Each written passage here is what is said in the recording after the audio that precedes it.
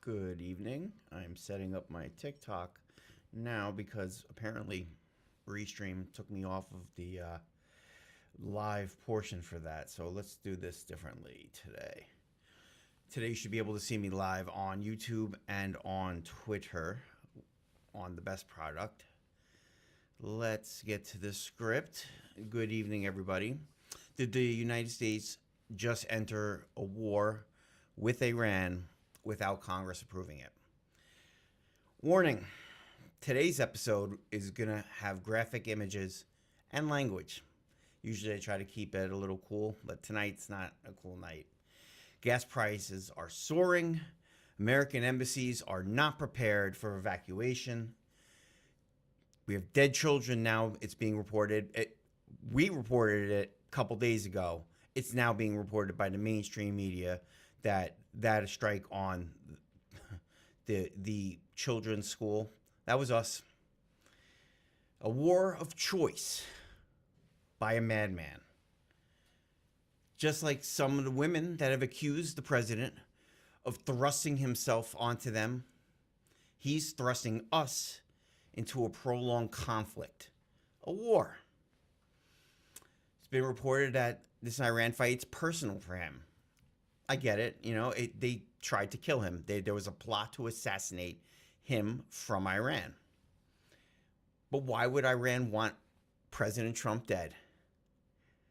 It's not just the entire country doesn't like us. It's because he killed their top general during his first administration, right? Let's bring it back all the way. That's why they tried to kill him and why he is now curtailing Benjamin Netanyahu. I can never say his last name right. But you know who I'm talking about, Bibi. And he's curtailing him. Welcome to Divided America. Whenever you're able to watch or listen, I'm George Sisca. Thank you for joining us. Now, what makes this war unconstitutional? As soon as I put that post up on TikTok, immediately you get comments like, why is this unconstitutional? Why is it? It's the fact that it's a war, right? We understand that, right? Semantics, people. It's the name of the game. Secretary of War Pete Hegseth is trying to frame this escalation, infringement, conflict into anything other than it really is. A war that no one wanted. Not one person. Pete also says that we're dictating the rules as he loves to talk down to the media. But we know that's not the case. Thanks to Secretary of State Marco Rubio and his flub of what seemed to be the truth.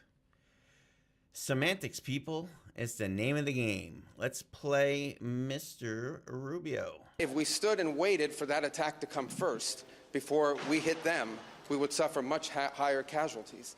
And so the president made the very wise decision. We knew that there was going to be an Israeli action. We knew that that would precipitate an attack against American forces. And we knew that if we didn't preemptively go after them before they launched those attacks, we would suffer higher casualties and perhaps even higher those killed. And then we would all be here answering questions about why we knew that and didn't act. Well, there you have it, folks. Semantics, though, right? There are so many people out there that love to say, fuck around and find out, right? And to that crowd, which mainly seem to be MAGA types, all right? How about we let Israel fuck around and find out, right?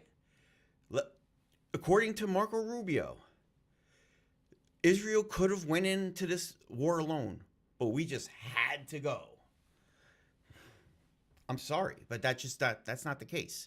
We don't have to. We could have let them do it. We could have said we didn't have any part of it, right? Let them fight it out. But no, we just had to. But now we also had Pete Hegseth saying some ridiculous stuff. Let's listen to the DUI hire. This is what the fake news misses. We've taken control of Iran's airspace and waterways without boots on the ground. We control their fate. But when a few drones get through or tragic things happen, it's front page news.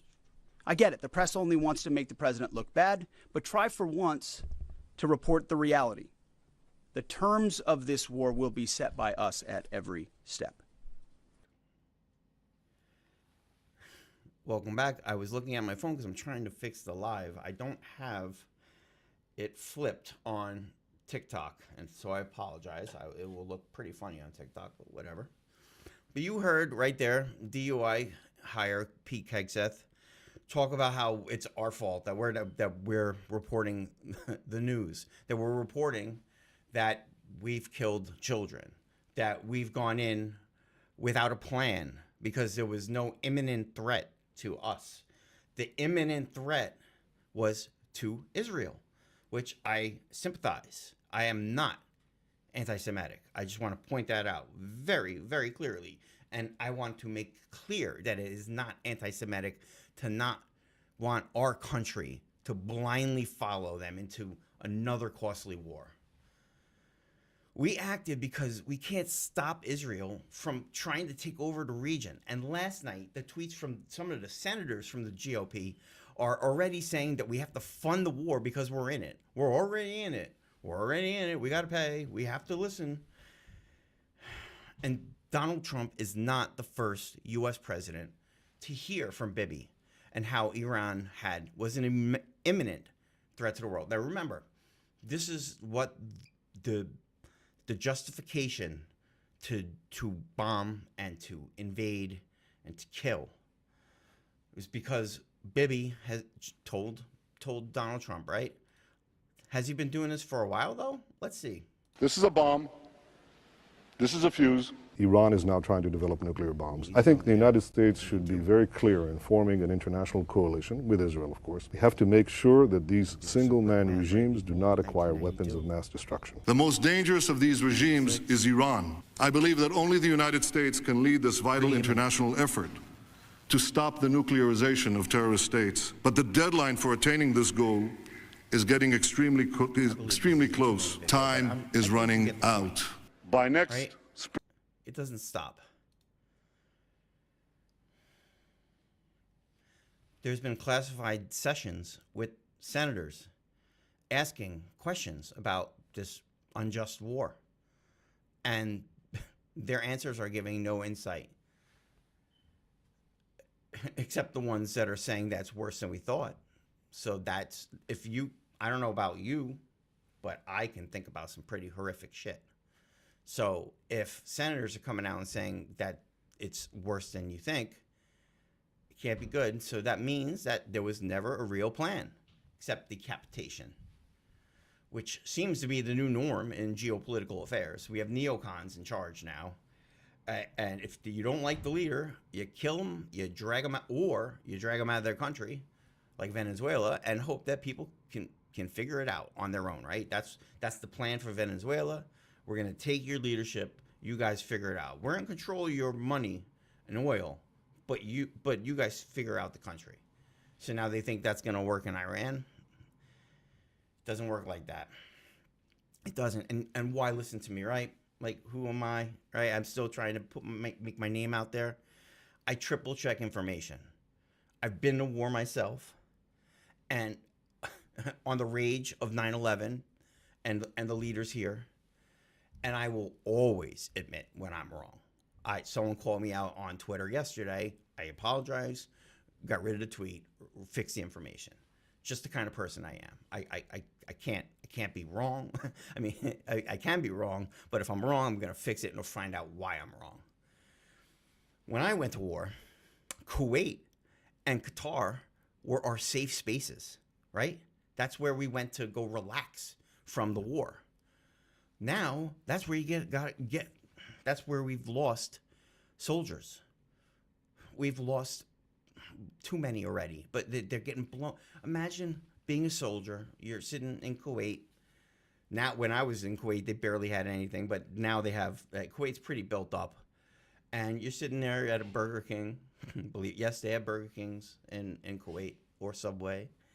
And you just hear that zzz. You hear that drone, and explain to me how that is conservative. comments, whenever. If you see me, email me, text me, follow me, subscribe. Tell me, how is it conservative? Explain to me how spending $1 billion a day in war spending is conservative. You guys love you guys like to frame me as a far lefty, but here's someone that you would consider conservative, right? And now he's done with Trump after starting this new war. Who are we going to listen to now? Mr. Fuentes, come on down. This has to be the breaking point. This is the breaking point for the GOP coalition. You buried the Epstein files. There is no border wall. You didn't deliver on mass deportations. You cut corporate tax rates for the rich by cutting Medicaid again. No infrastructure bill, no middle class tax cuts. You got to refund the tariffs. And now we're in a regime change war with Iran. That's the breaking point. I'm out. I'm done. I am off the Trump train. I am not voting in 26. If Rubio or Vance are on the ticket in any form in 28, I'm voting for a Democrat. There you go. Rampant racist Nick Fuentes giving his endorsement for not Donald Trump or J.D. Vance or anybody in this administration. So he's lost Joe Rogan, Nick Fuentes. He's never had anybody know. How are they going to win an election? Midterms are coming up very soon, right? We have to vote. We have to get rid of this stuff. But I think it's safe to say that we can all agree that left, right, starting a war without discussing it with us, the American people, is just plain wrong. I have my quarrels with George Bush, but at least he went to Congress and at least asked for money. I know other presidents have made strikes in other countries. It's a popular argument with the right, but nothing to this degree without discussion. Hell, the State of the Union was last week, and he spoke, I think, roughly 15 seconds about Iran, maybe a minute. It's just, you have to, off script. I've been to war. I had a text from a friend that went to war right before going live. Hi, Dan. War's not fun. There's no, and now what we have to worry about, are we safer, is the question I'm going to ask you. Do you feel safer now? Do you feel safer do the people in the embassies that are trying to get out, that are calling the phone number that has been reported that it just disconnects on you?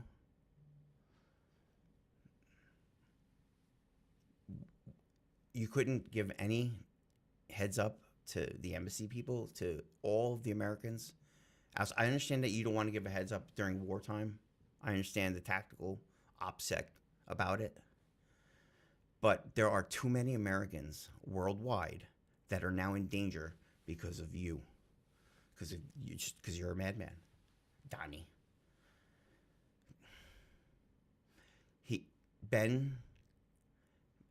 I'll just call him Bibby.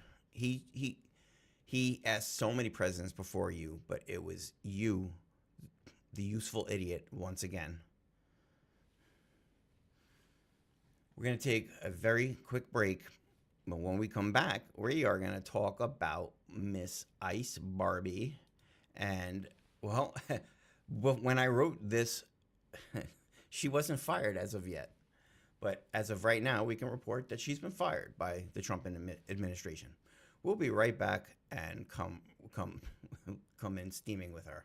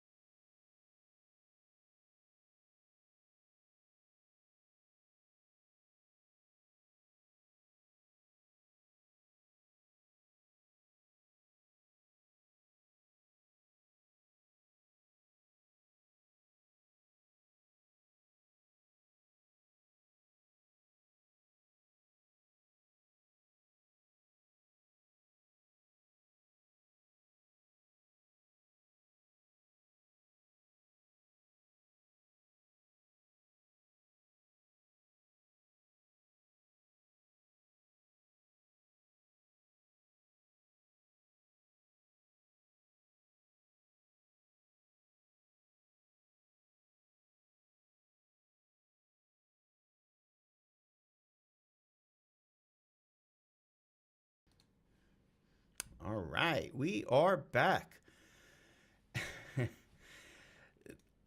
Oh, Ice Barbie, we will miss you, or we won't.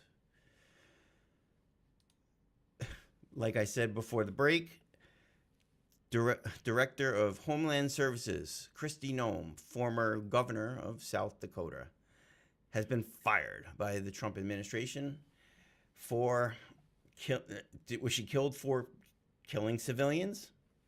I don't know.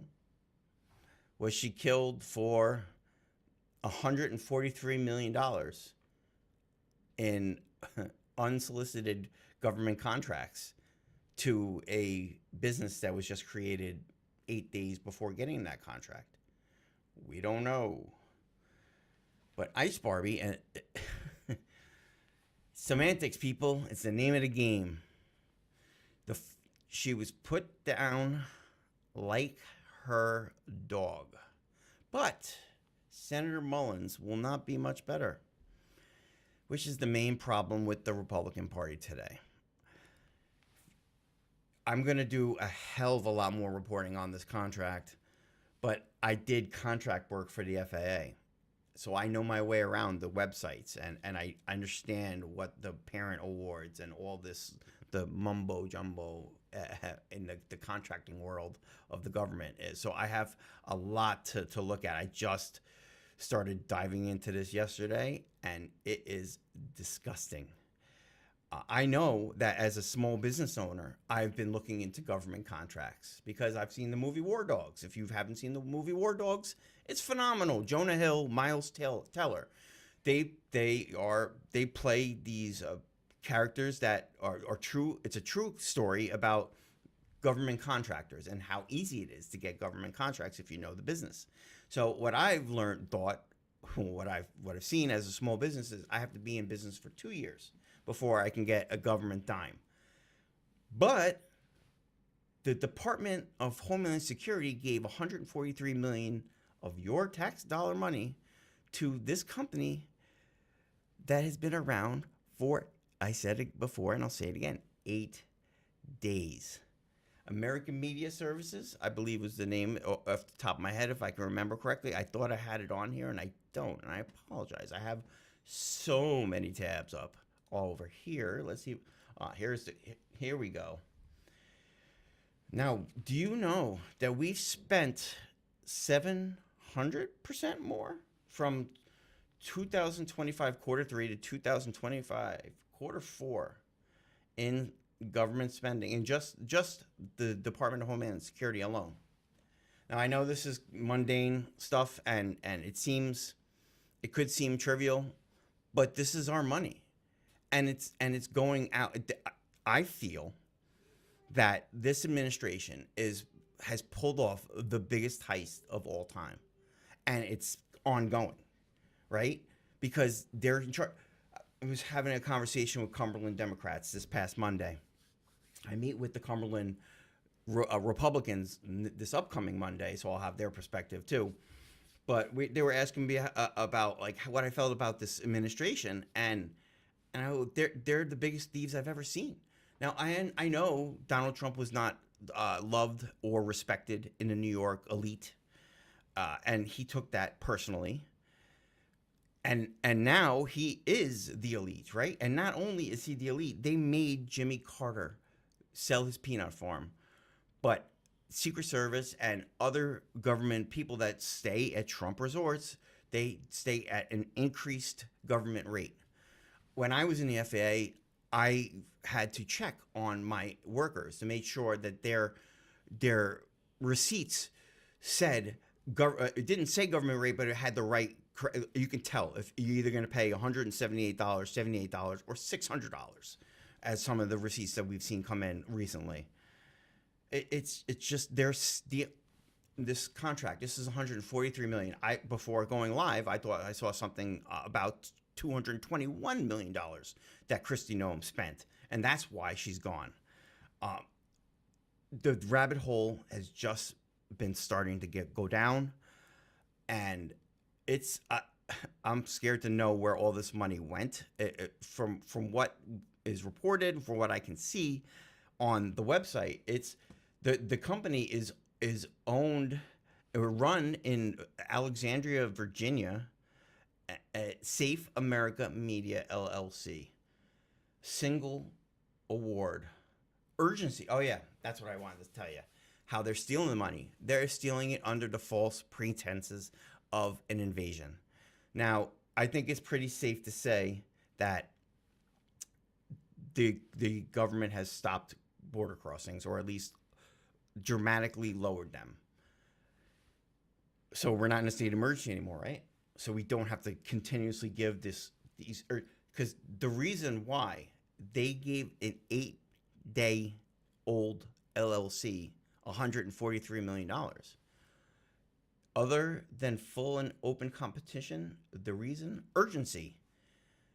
FAR, which is the Federal Acquisition Regulations, used to have to know it for 10 years, but 6.302-2. That's, if you guys want to look that up, that's FAR 6.302-2.